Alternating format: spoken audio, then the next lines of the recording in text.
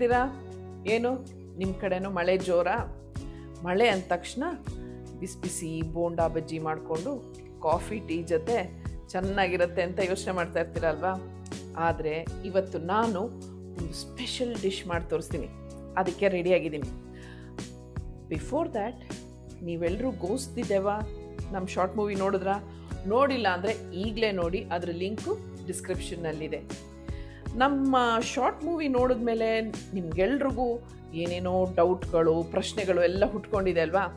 ಅದಕ್ಕೆಲ್ಲದಕ್ಕೂ ನಮ್ಮ ಡೈರೆಕ್ಟ್ರನ್ನ ಹಿಡಿದು ಕೂರಿಸಿ ನಿಮ್ಮ ಪರವಾಗಿ ನಾನೇ ಆ ಪ್ರಶ್ನೆಗಳನ್ನೆಲ್ಲ ಕೇಳಿ ನಿಮ್ಮ ಡೌಟ್ಸ್ನೆಲ್ಲ ಕ್ಲಿಯರ್ ಮಾಡ್ತೀನಿ. ಓಕೆ, ಸರಿ, ಹಾಗಾದ್ರೆ ಬನ್ನಿ ಈ ಸ್ಪೆಷಲ್ ಡಿಶ್ ಮಾಡಿಬಿಡೋಣ.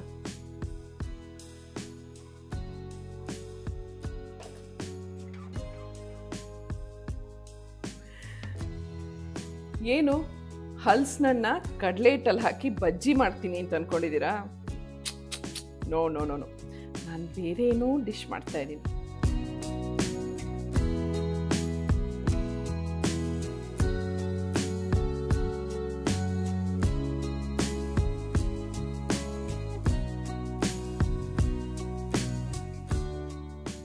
ಇದರಲ್ಲಿ 1 ಲೋಟ ಅಕ್ಕಿ ಹಾಕಿದ್ದೀನಿ. ನಮ್ಮ ನಾರ್ಮಲ್ ಊಟ ಮಾಡೋ ಅಕ್ಕಿನೇ.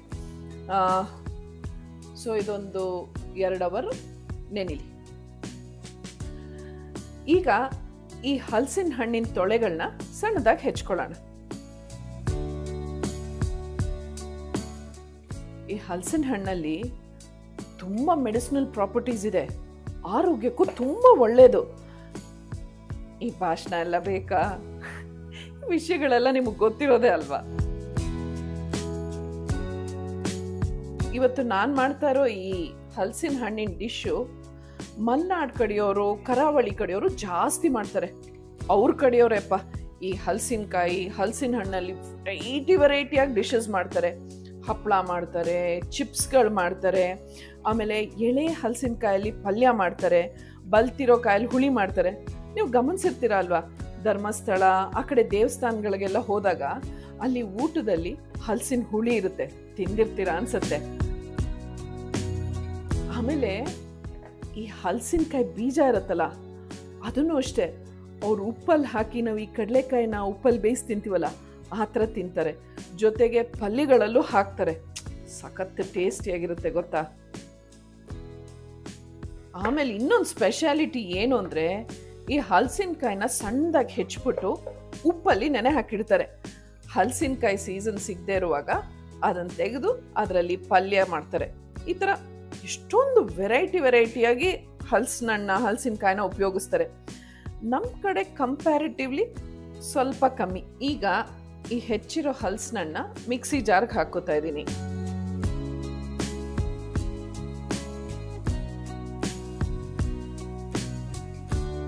ಆಮೇಲೆ ಅಕ್ಕಿ 1 ಕಪ್ ಹಾಕಿದ್ನಲ್ಲ, 1.5 ಕಪ್ ಅಷ್ಟು ಬೆಲ್ಲ. ಏಕೆಂದರೆ ಈ ಹಲಸಿನಣ್ಣು ಸ್ವಲ್ಪ ಸಿಹಿ ಇದೆ, ಹಾಗಾಗಿ 1.5 ಕಪ್ ಅಷ್ಟು ಬೆಲ್ಲ.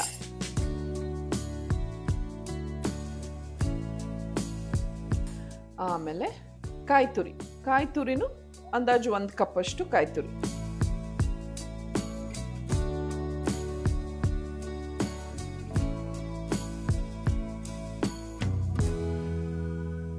ಈಗ ಏಲಕ್ಕಿ, ಒಂದು 5-6 ಏಲಕ್ಕಿ ಹಾಕಿದ್ರೆ ಸಾಕು.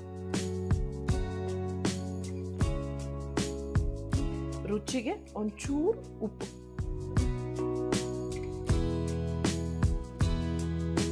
ಈಗ ಇದನ್ನ ನೀರು ಹಾಕದೆ ನೈಸಾಗಿ ರುಬ್ಕೊಳ್ಳೋಣ.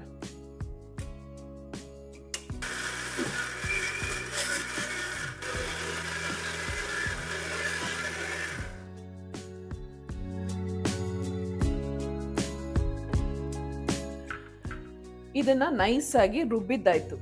ಅದಕ್ಕೆ ಈ ನೆನೆ ಹಾಕಿ ಪೂರ್ತಿಯಾಗಿ ಬಸ್ತಿರೋ ಅಕ್ಕಿನ ಇದಕ್ಕೆ ಹಾಕಿ ಸ್ವಲ್ಪ ತರ್ತರಿಯಾಗಿ ರುಬ್ಕೊಳ್ಳೋಣ. ಒಂಚೂರು ನೀರು ಹಾಕಬಾರ್ದು, ಅದಕ್ಕೆ ಕಂಪ್ಲೀಟಾಗಿ ಬಸ್ತಿದ್ದೀನಿ.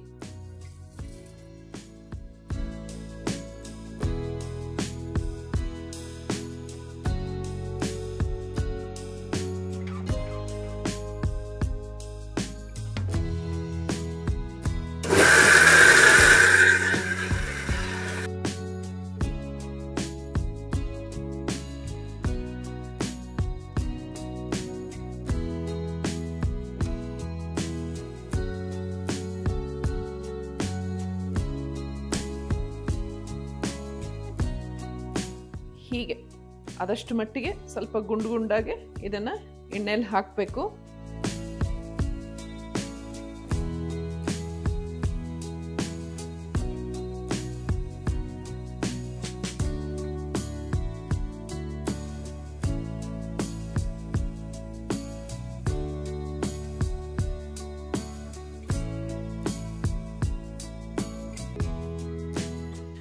ಆಮೇಲೆ ಮೀಡಿಯಂ ಫ್ಲೇಮಲ್ಲೇ ಇಟ್ಟು ಅದನ್ನು ಬೇಯಿಸ್ಬೇಕು. ಈಗಲೇ ಸೌಟ್ ಹಾಕಕ್ಕೆ ಹೋಗಬೇಡಿ, ಯಾಕೆಂದ್ರೆ ಅಂಟ್ಕೊಂಡ್ಬಿಡುತ್ತೆ. ಆಮೇಲೆ ಒಂದು ಸ್ವಲ್ಪ ಬೆಂದ ಮೇಲೆ ತಿರುಗಿಸ್ಬೋದು.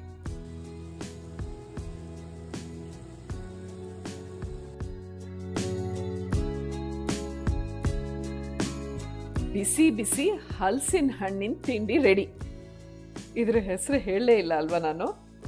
ಇದ್ರ ಹೆಸರು ಮುಳುಕ. ಇದು ಸೌತ್ ಕೆನರಾದ ಫೇಮಸ್ ಡಿಶ್. Tasting time. ಪಾಪಾ ಬಿಸಿ ಬಿಸಿ ಬಿಸಿ.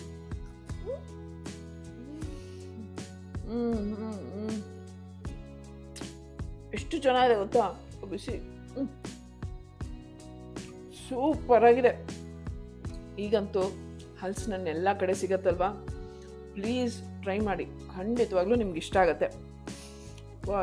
ಎಷ್ಟು ಟೇಸ್ಟಿಯಾಗಿದೆ ಅಂದರೆ ಈಗ ಮಾಡಿರೋದಷ್ಟು ನಾನೇ ತಿಂದ್ಬಿಡ್ತೀನಿ ಅನಿಸುತ್ತೆ.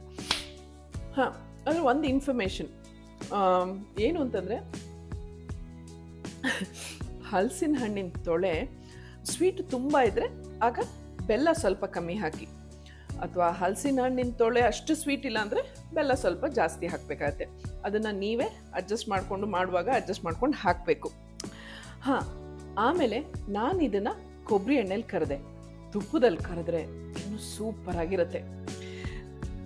ನಾನಿವಾಗ ಆರಾಮಾಗಿ ಕೂತ್ಕೊಂಡು ಎಂಜಾಯ್ ಮಾಡಿಕೊಂಡು ಈ ಮುಳ್ಕನ್ ತಿಂತೀನಿ. ನೀವು ಹೋಗಿ ಈ ರೆಸಿಪಿನ ಟ್ರೈ ಮಾಡಿ. ಮತ್ತೆ ಮುಂದಿನ ವಾರ ಸಿಗೋಣ. ಅಲ್ಲಿವರೆಗೂ this is journey of life positively with smile and love.